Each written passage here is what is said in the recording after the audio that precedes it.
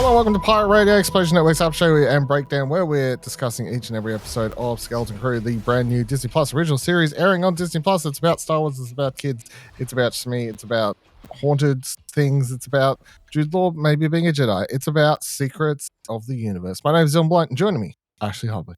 Hey Dylan, excited to be here to talk about this show that, like you said, is about everything everywhere all at once. Ha! Ha! See what I did there? I did say we did that. This week's episode, Can't Say I Remember, no, Attin. Can't say I remember, no, Attin. How many times can you say, no, I can't say I remember, no, I can't remember, no, Attin. Can't say I remember, no, Attin. No, I can't say I remember, no, Attin. It's a tongue twister. Directed by Daniel Kwan and Daniel Sheeran, aka the Daniels, also known as people, the Academy Award-winning directors behind Everything Everywhere All at Once. This week's episode synopsis is, as usual, nothing. Our heroes face a surprise in a familiar setting. Yep, cool. Basically, they show up on they track down the coordinates that they got from the owl last week, and they go to what they thought was Attin, but it's at something else. Akron? Something very similar, but not the same. Yes, at Akron. There we go. They land on the planet. It looks like their planet, but if a bomb went off. Now, I'll give the way I reckon this is going to play out. This week's episode is the Neil episode. Ash, how did you feel about the Neil episode? Fucking great. There was a stage watching the episode where I'm like, this is Ash's episode. Yeah, I mean, the only thing to be disappointed about is there probably isn't going to be another Neil episode, so, you have to deal with all these other characters, I guess. But, yeah, Neil focused, or Neil prominently placed as he should be. Spreading kindness in the universe, which is something the Star Wars universe needs more than anything else. What else did you think about this week's episode other than Neil being the best? I mean, where do you want to go? Do you just want to talk about the episode, or do you want to theorize? We can talk about this. We can talk about Christmas. We can talk about whatever you want. Yeah, I mean, it was a fun episode, like very episodic, I guess, like kind of self-contained. Like you could potentially see where the show could go if it wanted to like stretch itself out. It's like, oh, we ended up on another planet and there's some sort of events happening here. What's this world like? And then kind of maybe realizing for the first time at least Wim and Fern, that maybe going straight into battle is not the greatest idea. Or them finally coming to terms, or that this isn't just some fun adventure, like this is kind of a life of this situation that they've kind of found themselves in. It's kind of struck them for the first time. So really good. I think my only ick is like Jod just kind of solving the solution of the whatever the enemy is, just letting them go. Paid them off. Yeah, just paid them off, I guess. They like credits, but assuming they're the exact same as that end, what are those credits going to really get for them? Why would they take? Well, they said they do buy stuff off Word or something. Yeah, I guess, but those credits were that kid's lunch money. So in this planet, that would be the equivalent of lunch money. You know what I mean? I guess if they're trading off World, like maybe other people know the true value of their stuff. But yeah. Thought that was really interesting, and then of course we get the Smee stuff at the end, which was really fascinating and like kind of pretty scary there for a moment. Where you think it's fucking going to murder them all, which would have been a terrible way to end episode 4, probably, of 8-episode series with them all dead. Yeah, it would have been a really weird way to weird twist, but twist, but what do you think? Yeah, I really enjoyed it. I enjoyed it. Let's take back the really. I enjoyed it. I think there's a lot of interesting things here. I didn't love the like, it was fine, but I just didn't love the whatever the people versus the whatever the people thing. Like, I really enjoyed the relationship that we got to see with some of the characters there. I guess whatever that girl's name was, but Maya, Hannah, sure. Obviously, her relationship with Neil was really good, but rest of it, I was like, whatever. I think the standout to me is just by the end of the episode, it's just the plot of Treasure Planet, but Star Wars. I think that's already what's seen, like to the point that, like, in Treasure Planet, the captain like erases whatever I can't remember the thing's name, but it's memory to hide the location of his treasure. So that's sort of what's happened here.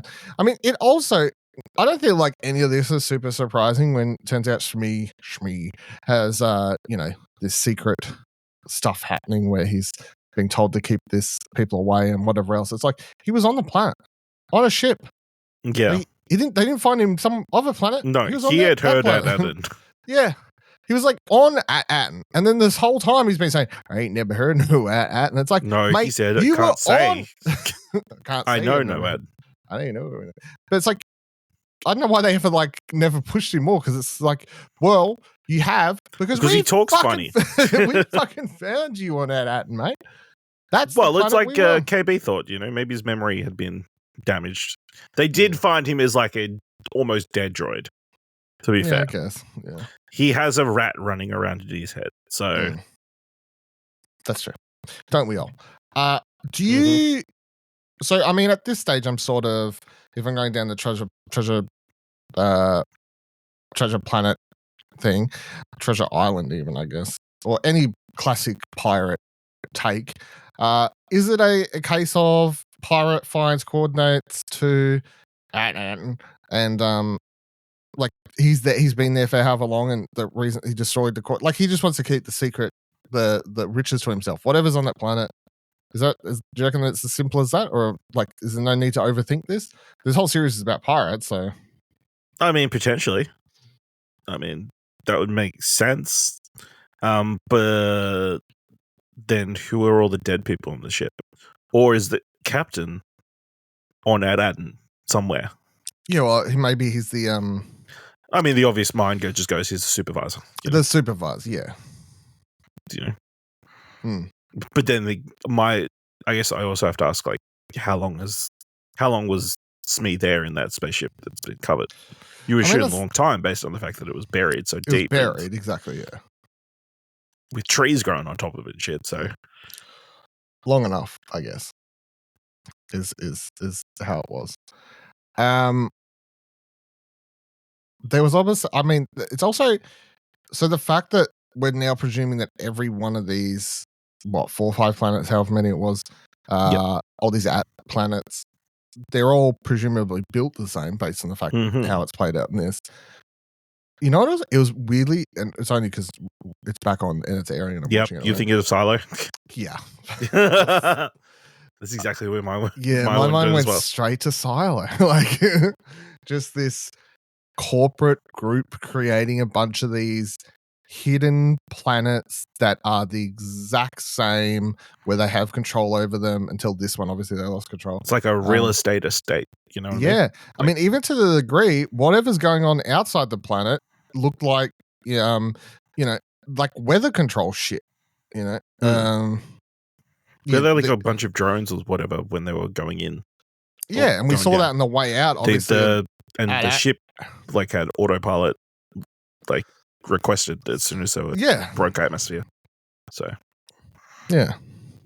So you got all of that. Which was interesting, I guess. What was the other thing that stood out to me? I forget. Full points to, I just want to point this out before I forget, full points to Jude Law for one of the funniest lines so far in the series. And it's had some funny moments, as we talked about in the opening. But just when he's walking out of the ship and all these people pointing guns at him, he just like gets down, just shoot me. I thought that was very good. Great delivery. Yeah. He does a lot on the show. He's a real Swiss Army man. He is. Yeah. Well, look at you going for the full. the full Which brings me to the point. References. I don't know if the Daniels needed to direct this episode. I'm sure they had fun and they had a good time, but nothing really stood out as Daniels-esque. The only shot that was outside of, like, something feeling statically Star Wars in the same way that like quite often for Marvel stuff, you're like anyone could have directed this. There was only one shot where I was like, that was a little bit different enough, which is right at the end where the camera was like attached to Smee's head. Is what it seemed. I will say there's one other thing that made me think it was the Daniels, and that's because that girl just wanted to flip whenever she could, you know? Completely unnecessarily just flipping. And good for her. Yep. You know, you got to have some joy out here in this desolate world. Right there then. Can't just walk off. No, I need to jump over this and do a flip. Fucking flip off. Yeah, that's right. Yeah, can't say I remember now. Right? And anything else from this episode?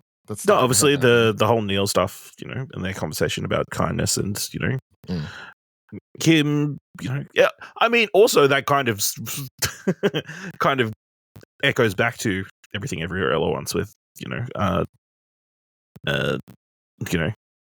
kindness is my weapon, you know, kind of stuff.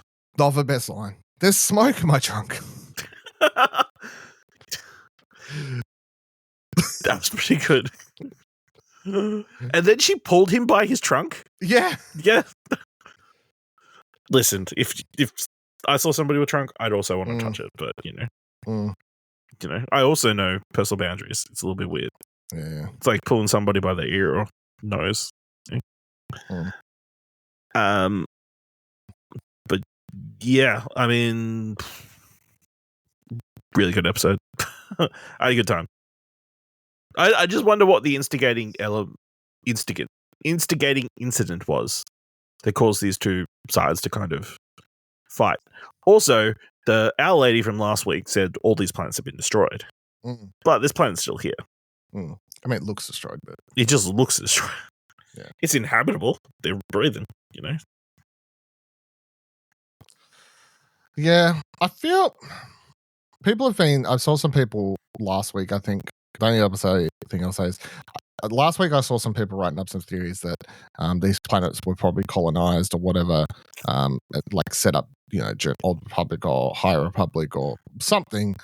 They've been around for a while, sort of singular. Yep. And I guess that's sort of becoming, especially by the time you get to this week's episodes, that's more and more apparent.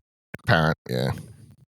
So the only question I have is, yeah, is it like, are they that old? Like Old Republic? That seems a very, very long time ago.